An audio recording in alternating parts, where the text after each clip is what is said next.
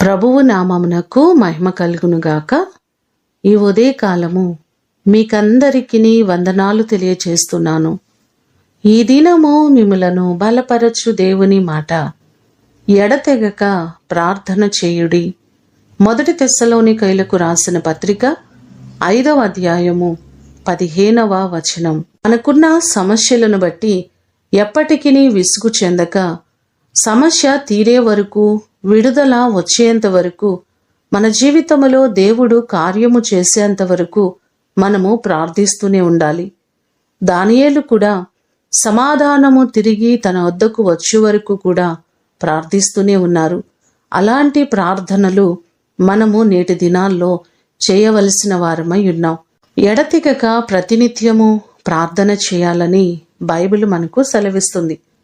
లూకాసు వార్త 18వ అధ్యాయము 1వ వచనంలో చూస్తే, విసుకక నిత్యము ప్రార్థన చేయుచుండవలెననుటకు ఆయన ఒక ఉపమానము ఈ భాగంలో చెప్పడం మనం చూస్తున్నాం. మనందరమును ప్రతినిత్యము ప్రార్థన చేస్తూ దేవుని ద్వారా అనేకమైన కార్యములను పొందుకొందుముగాక. ప్రార్థన చేసుకుందాం. మహాగణుడా, మహోన్నతుడా, మీ ప్రశస్తమైన పాదములకు వందనాలు ప్రభువా. నీ కృప చొప్పున మేము ప్రతి క్షణము నీ సన్నిధిలో ప్రార్థించడం మాకు మీరు నేర్పించండి. ఎడతెగక ప్రార్థించడం, విసుకక నిత్యము ప్రార్థన చేయడం మా జీవితాల్లో మీరు అనుగ్రహించండి.